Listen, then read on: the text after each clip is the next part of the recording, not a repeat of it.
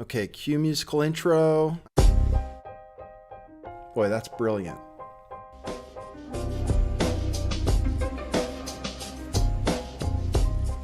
I do think some things in the world are real. Like you guys. You guys are real. Most of you. Most of my listeners, I think, are not just in my head. I think I have the metrics to prove it. You've taken a leap of faith today. What is that sound? And I apologize if you take offense. I'm a little offended myself. Welcome to our show. Welcome to the future. What it is, joining you live from sunny California. It's a beautiful day today. I'm your host, Nathan Stoltman. I bring you the news, the real news. Not just me, though. I have help. What it is, everybody. Welcome to a Saturday show. I wanted to do a little piece today, putting together what we know about the Mueller investigation and what a disaster it seems to be. I'm your host, Nathan Stoltman. That is my crypto kitty, Doshi, newly dubbed as a crypto kitty. He helps me produce the show and telepathically is my CIA handler. I've said that before. So what I want to do today is go into this Mueller investigation and go into the Michael Flynn indictment and guilty plea. And again, this is to let you know all of the facts that have come out so far, because there are so many, it's hard to keep track of. So thanks again for joining me. I'll give you a breakdown of what happened. Let's start with Michael Flynn. Let's start with the Flynn investigation, or the Flynn indictment and guilty plea. Michael Flynn started all with the dirty dossier. That's where everything started. The Michael Steele, I believe it's Michael Steele, the British spy who allegedly wrote this dossier. Some could call it the dirty dossier or the PP dossier, because the main detail that stuck out from that dossier was Donald Trump in a fancy hotel hiring hookers to pee on him, which, as far as we can tell, is totally fabricated, along with almost everything else in the document. If you probably haven't read the document, I have. I went through it line by line. It is absurd. It is embarrassing that it was taken at face value by anyone, especially people in our intelligence services. So right from the get-go, you have an unbelievable document being used then to begin surveillance on Donald Trump's transition team in order to look into this Russian collusion. The dossier suggested that the Russians were colluding with Donald Trump to rig the election.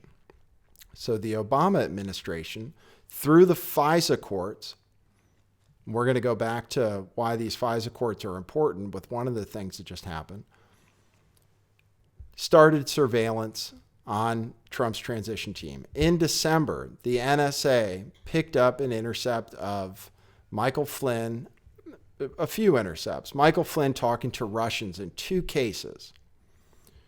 In one case, he spoke with the Russians along with other world representatives on the UN Security Council.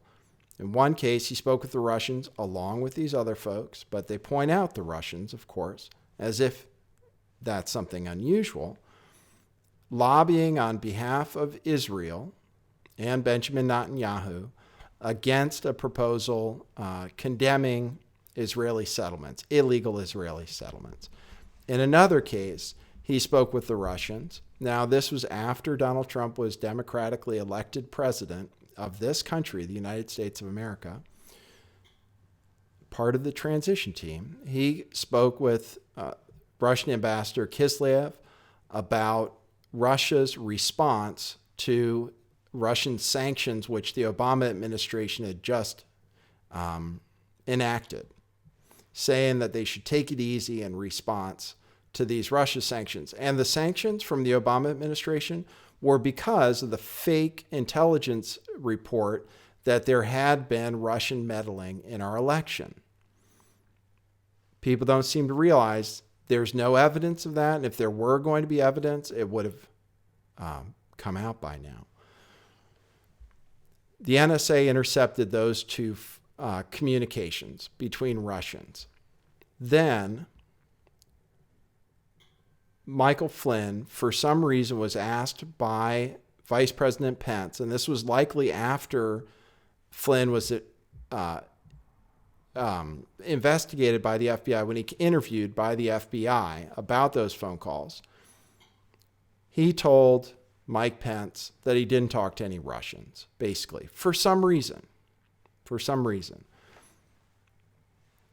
Donald Trump found out that was a lie. They knew it was a lie because they had NSA transcripts. The FBI also brought Flynn in for an interview. Now, this was entrapment, but it's important to realize why they brought him in for an interview, why he was under investigation.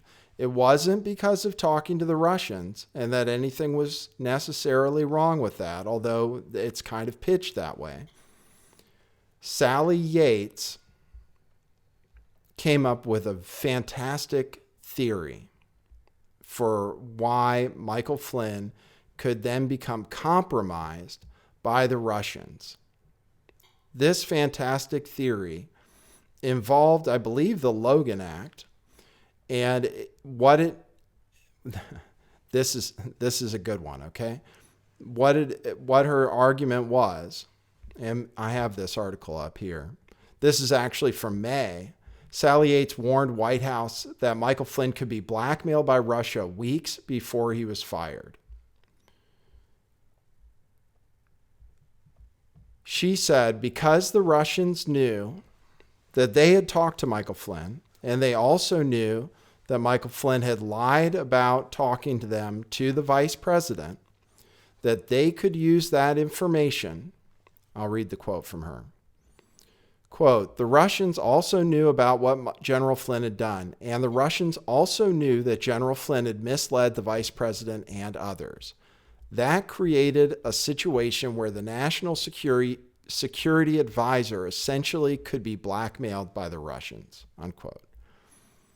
For this, does that make sense? Because the Russians knew Flynn had lied to Mike Pence, Sally Yates proposed that they could use that information against him, basically threatening to reveal, for some reason, that Mike Flynn had talked to him for real and that he was lying to the vice president. That would take the assumption that the United States wasn't already aware of this by wiretapping him, which they would know the NSA has done since they scoop up all the information, FISA warrants or not. I'll get back to that FISA court. This was an unbelievable justification for investigating Michael Flynn.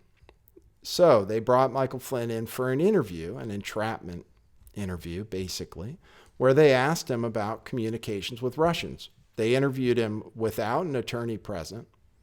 And for some reason, like he did with Mike Pence, he wasn't entirely forthcoming about his conversations with the Russians. In fact, all they were doing was testing his recall of what happened versus their transcripts, their NSA transcripts. And then what they did is that they found out that his recollection was different than what they knew he had done. And they didn't have anything else to do. So they indicted him. And in so doing, they're ruining him financially. And they're casting doubt, they're casting a shadow, they think, on the Trump campaign, as if this involved Russian collusion. Following me so far? So I don't think, I'll go back to this, as far as people who've been following the Q posts suggested that Robert Mueller's investigation was legit and was going to go after the right people. I suggest that this thing that happened to Michael Flynn shows that that's not true, and we have all kinds of other information. Most recently, one of the most recent pieces of news is this, that the judge on the Michael Flynn case, an Obama-appointed judge, just mysteriously recused himself from the case. Now, even though Michael Flynn has pled guilty, this could create a problem because of knowing this judge's political leanings, perhaps. And the interesting thing about this judge is he was also on the FISA court that directed, that allowed for the surveillance by the Obama administration. Now, this guy has been replaced by a randomly selected judge, apparently.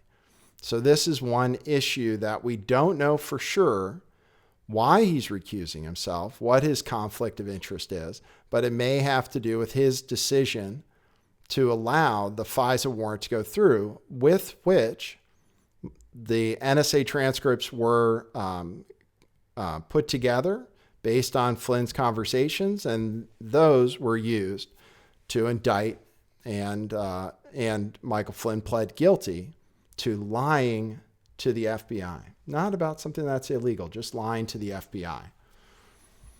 So we actually have more. There's a lot more. So some of the other things that have come out. Peter Strzok, I should tell you about him.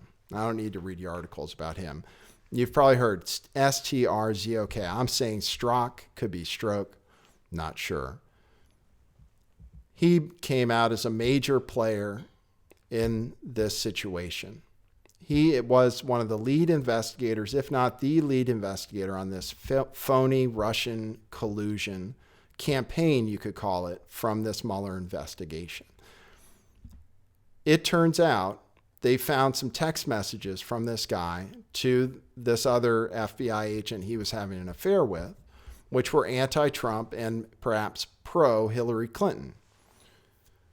And he was removed. He was removed months ago from the Mueller probe. And in the meantime, Senate committees have been asking for information about this guy and not getting it. And finally, the news broke about these text messages, about the reason he was removed from the case, which Senate committee run by Nunes had been looking for specifically, and which only after the news broke did the FBI come out and say, oh, now we'll give you the information.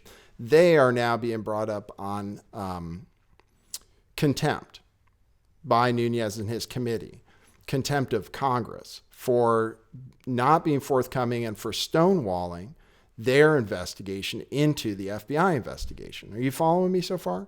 It's a lot of stuff. This guy Strzok,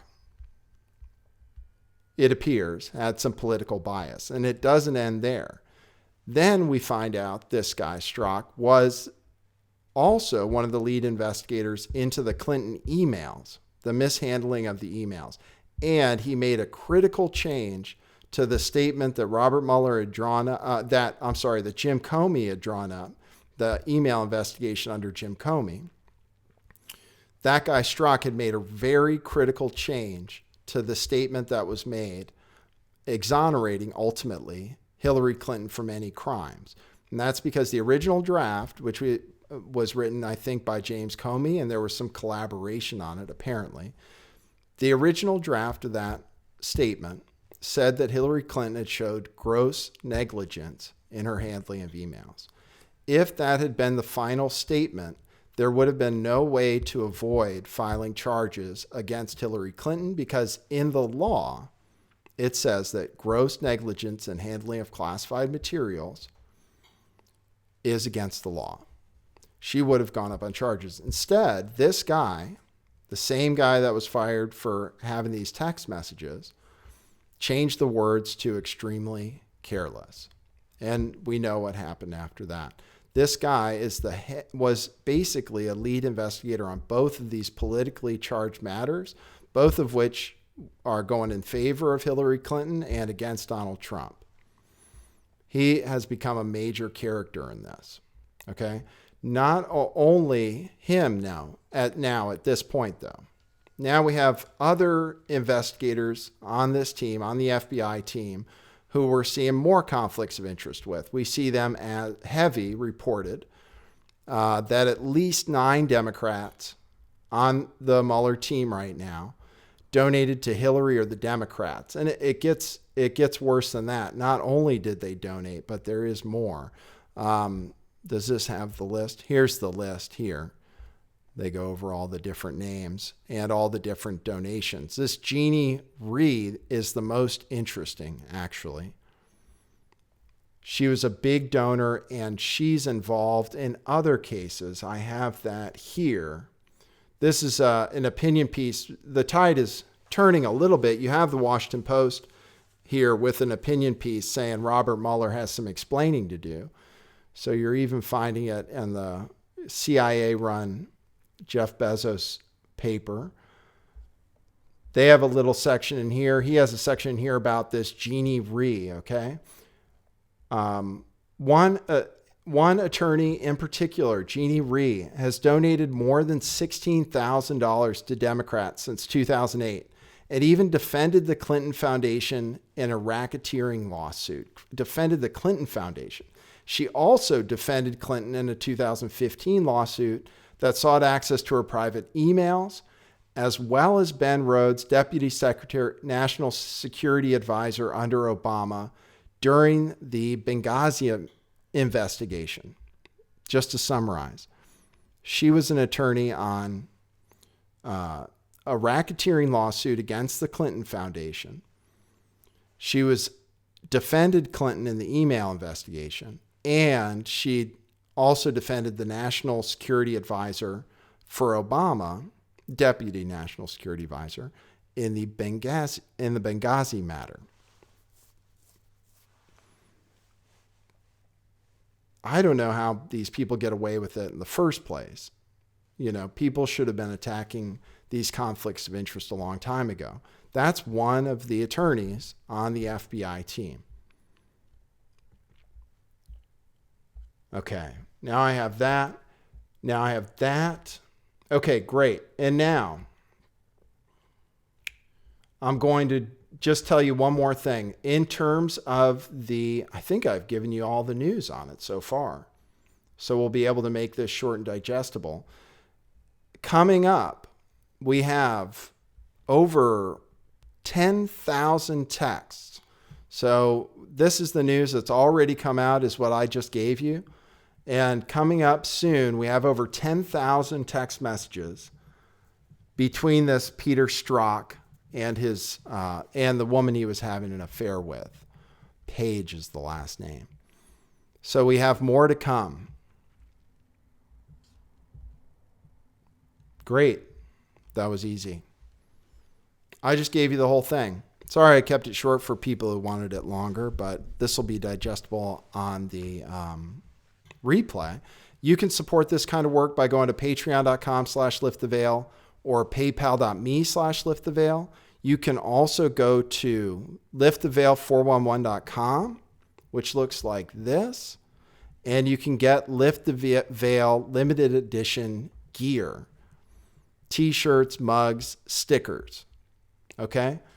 That's a great way to support the show. It's a great thing to do for Christmas season. The shipping might be screwed up. If it looks like the shipping price is too high, email me or something. I had an order go through for some mugs that charged way too much. So you might be seeing some miscalculation there that might work in your favor when you get the real news. So anyway, that's what I have. I appreciate you guys tuning in. I've been releasing exclusive content on Steemit and DTube. You can find a link to follow me on Steemit. This is the only way I've been able to make any money from doing what I do up until now, but now there is another option, and following me on there and upvoting and getting involved in that community is a great idea. It's really growing. So I really suggest that. Okay? Doshi says thank you. That's what it is.